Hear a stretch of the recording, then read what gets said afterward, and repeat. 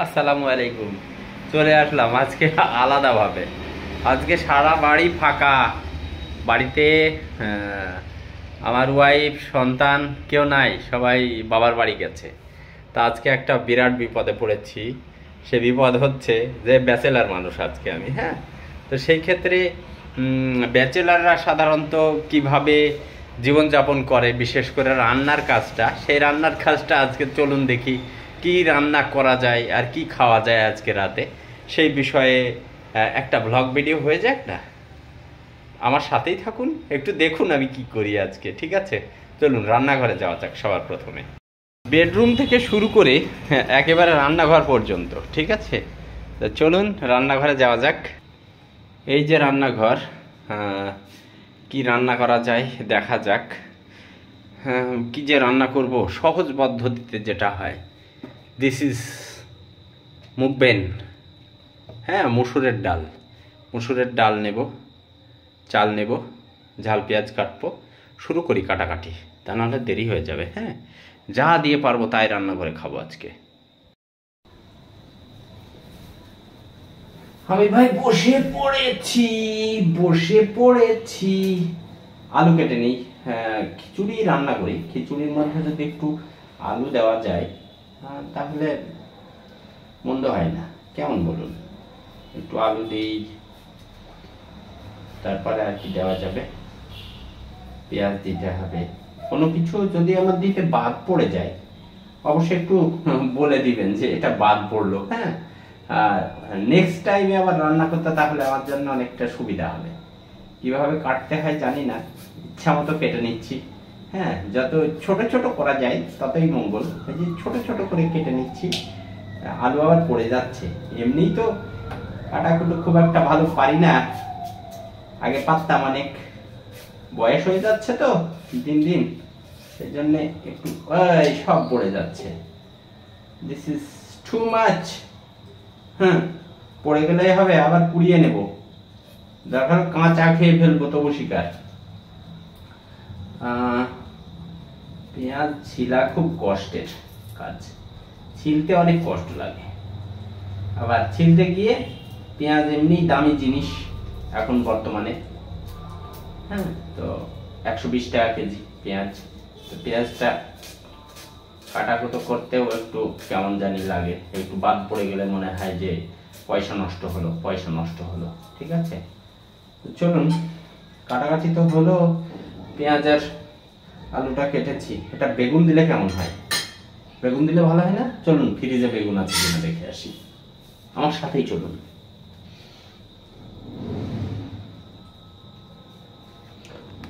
ফ্রিজের কাছে যাব, ফ্রিজের কাছে, এই যে ফ্রিজের কাছে দেখি বেগুন আছে কিনা।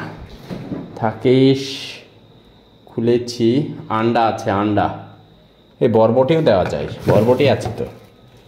হ্যাঁ, আমার বউ বেগুন রেখে গেছে। হ্যাঁ, একটা দিলেই হবে, যথেষ্ট হবে একটা দিলেই। হ্যাঁ থাক, একটাই দিই। এই একটা বেগুন নিয়েছি, বেগুনটা কাটা লাগবে এখন, বেগুনটা কাটতে হবে।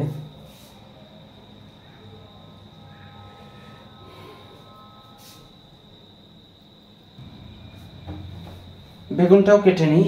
আমার হাতে ভাই সমস্যা, আমি কিছুদিন আগে অ্যাক্সিডেন্ট করেছিলাম, করে হাতটার অবস্থা খুব একটা ভালো না। বেগুন 120 টাকা কেজি বাজার, ঠিক আছে? হ্যাঁ, 120 টাকা কেজি পোকা বেগুন। খাবেন? বেগুন কিনবেন? পোকা হলে কি হবে?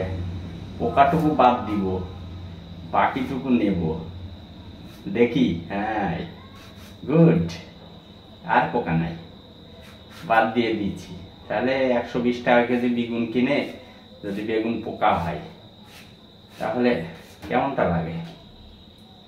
তাহলে কি খাওয়া যায়? 120 টাকা কেজি বেগুন কিনে ছোট ছোট করে কাটছি। হ্যাঁ, ছোট ছোট করে কাটলে কি হবে, এটা টেস্টফুল হবে অনেকটা। কারণ এই বেগুন তো নেওয়াই যাবে না রে ভাই, এই কি অবস্থা!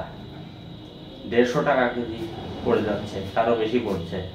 যদি বেগুন যদি অর্ধেক বাদ যায় তাহলে বেগুন তো 250 টাকা কেজি হিসাবে। যতটুকু নেওয়া যায় ততটুকু নিব। আর না নেওয়া গেলে পোকার সাথে তার যুদ্ধ করা যাবে না, আর না হয় বিয়ার গ্রিজের মতো খেয়ে ফেলতে হবে। ঠিক আছে, পোকা মোকা সব। এটা পোকা, কি অন্যায় কাজ, কি অন্যায়। খিদে লেগেছে আমার। অবশ্যই খিচুড়িটা আমি মাঝে সাথে পাক করি বাসায় বিভিন্ন সবজি টবজি দিয়ে। যখন একা থাকি তখন এটা করলে আমার বেশ, কথা না বাড়িয়ে কাজ করি।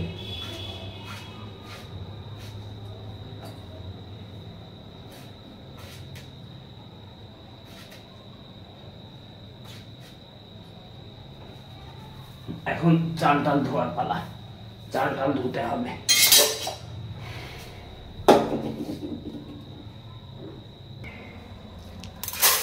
দুই, দেখি কয় পট দেওয়া যায়।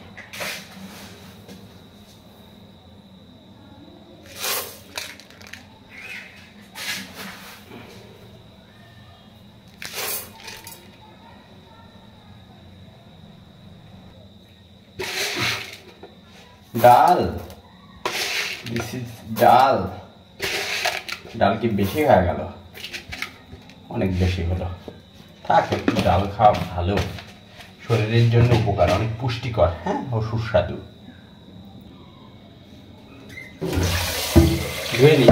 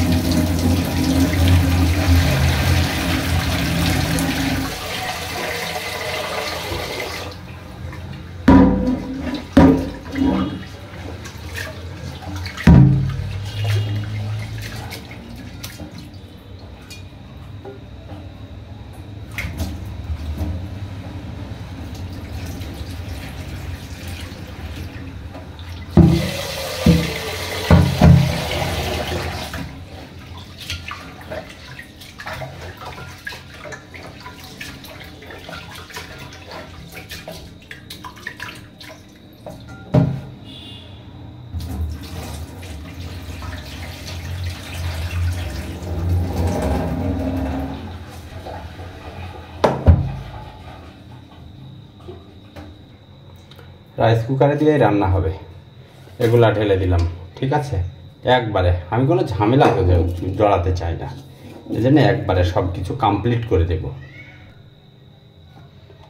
এখন হলুদ দিতে হবে, হ্যাঁ, হলুদ দিয়ে দিচ্ছি পরিমাণ মতো, যতটুকু দরকার।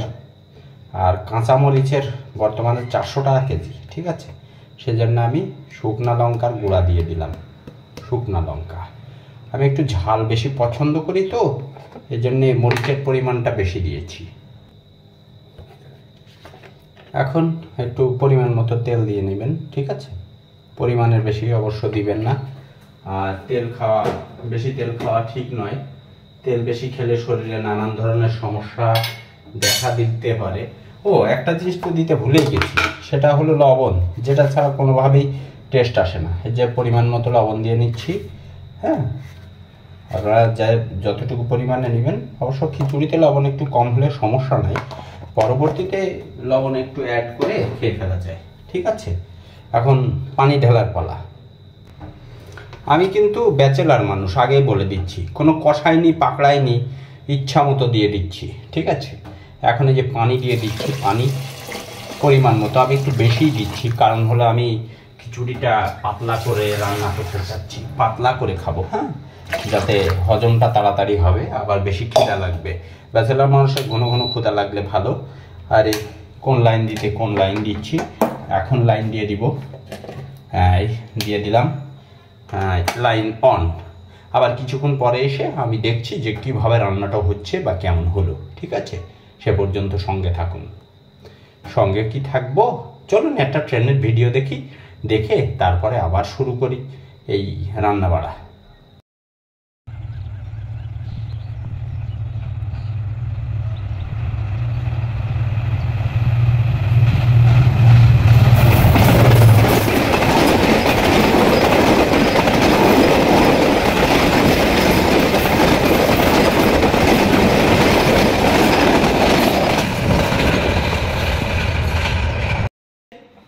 এই যে ফোটাফুটি শুরু হয়েছে, ফুটছে, এখন ফুটছে, টুকুর পুকুর টুকুর পুকুর টুকুর পুকুর করে ফুটছে।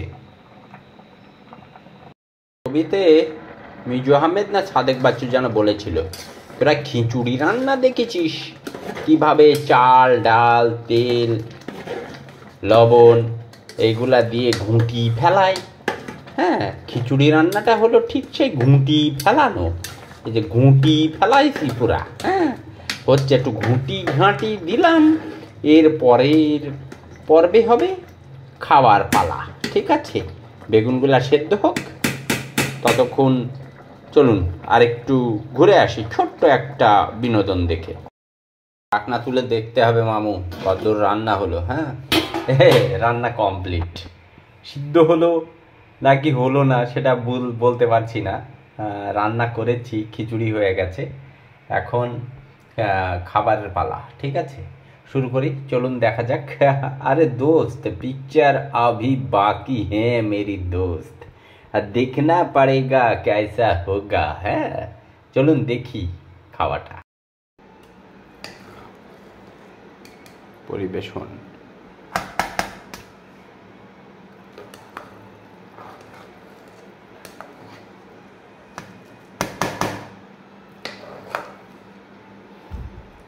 আমি আস্ত একটা 6 ফুট লম্বা মানুষ, তো চিকন পাতলা মানুষ হলে কি হবে, ক্ষুধাটা মনে হয় প্রচুর লেগেছে আজকে।